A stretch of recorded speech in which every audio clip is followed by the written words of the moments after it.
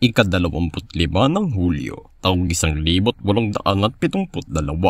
isinilang si Santiago Alvarez, isang Pilipinong general ng mga revolusyodaryo, ang isa sa mga nagtatag ng Partido Nasyonalista at kilala din sa kanyang palayaw na kidlat ng apoy dahil sa kanyang mga kilos sa Cavite. Bago pa lamang sumiklab ang himagsikang Pilipino, ay isa na siyang delegado general sa Konseho ng Katipunan sa Cavite at paunting-unting umakyat sa ranggo ng mga magdiwang at lumaban sa revolusyon kung saan kanilang pinalaya ang iba't ibang bahagi ng probinsya katulad ng kanyang pagkawaki sa laban ng Dalahican dahilan upang kanyang makuha ang naturang palayaw. Sa pagkatatag ng gobyerno ng Amerika sa Pilipinas, tumulong siya upang itatag ang Partido Nasyonalista kung saan siya ay kalaunan pang naging pangulo ng bukal nito. Kasama na din ang pag-ata si Gobernador General William Taft kay Santiago bilang isang opisyal sa hunta sa Magda de la Comisión de la Paz upang mapabilis ang pagsasaayos ng Pilipinas kasunod ng mga nagdaang giyera. Pumanaw naman siya sa edad na 58